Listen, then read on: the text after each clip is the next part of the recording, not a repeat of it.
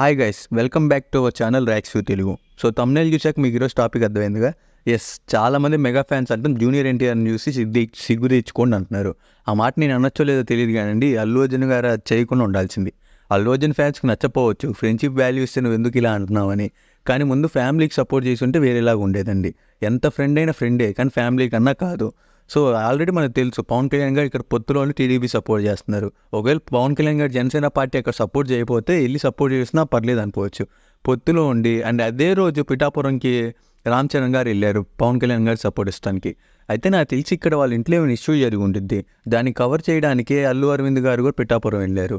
లేకపోతే అల్లు అరవింద్ గారు ఎలా పోయింటే అల్లు అర్జున్ అల్లు ఫ్యాన్ మీద చాలా వ్యతిరేకం వచ్చేదండి మెగా ఫ్యాన్స్ నుంచి. ఆల్రెడీ మెగా ఫ్యాన్స్ చాలా కోపంగా ఉన్నారు. జూనియర్ ఎన్టీఆర్ గారు ఇంతే, ఒకప్పుడు ఇలా జరిగితే వేరేలా చేశారు, నువ్వు మాత్రం కన్నింగ్ మెంటాలిటీ చూపిస్తున్నావు, ఎందుకంటే నీకన్నా పవన్ కళ్యాణ్ గారు పెద్ద స్టార్ అని. ఓకే, అల్లు అర్జున్ గారు ఇప్పుడు నేషనల్ వైడ్ అందరికీ నోటెడ్ అయినా, కానీ ఒకప్పుడు ఆయన మెగా ఫ్యామిలీ నుంచి వచ్చిన ఆయనే. మెగాస్టార్ సపోర్ట్తోనే వచ్చారండి. ఇప్పుడేదో తన కష్టంతో పెద్ద హీరో అయ్యాడు, కానీ స్టార్టింగ్ స్టేజ్లో ఆయనే చెప్పాడు చాలా ఇంటర్వ్యూస్లో, నేను మెగాస్టార్ వేసిన రోడ్డు మీదే వచ్చానని. అయితే ఇప్పుడు అల్లు అర్జున్ ఫ్యాన్స్ కొంతమంది ఏమంటున్నారంటే అల్లు రామలింగయ్య వల్లే చిరంజీవి గారు ఇంత పెద్ద స్టార్ అయ్యండి. కాదండి, చిరంజీవి గారు సక్సెస్లో ఉన్నప్పుడు అల్లు రామలింగయ్య గారు వాళ్ళ కూతుర్ని ఇచ్చారు. ఆయన స్వయం కృషితో వచ్చి మూవీస్ చేసుకుంటా ఫస్ట్ స్ట్రైట్ క్యారెక్టర్లు చేసుకుని ఆయన ఒక మీడియం హీరో అయ్యాకే అల్లు అరవింద్ గారు వాళ్ళ కూతుర్ని ఇచ్చారు.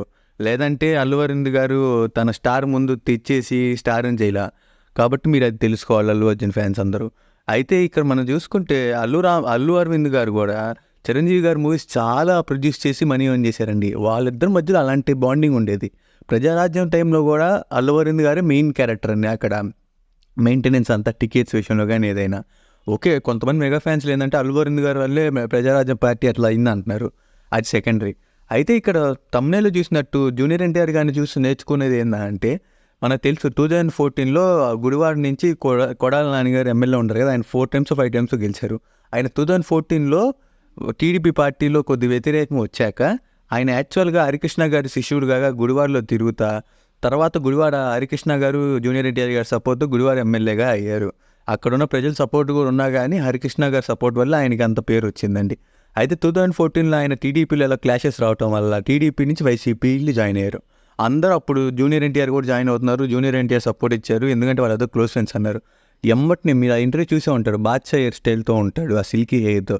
ఎమ్మటిని నేను టీడీపీ పార్టీలోనే ఉండా, ఎందుకంటే ఇది మా తాతగారు పెట్టిన పార్టీ, నేను టీడీపీ పార్టీని వదిలి వెళ్ళను అని చెప్పారు. నేను రాజకీయాల్లో ఉన్నా లేకపోయినా ఎప్పుడు నా పార్టీ టీడీపీ అన్నారు.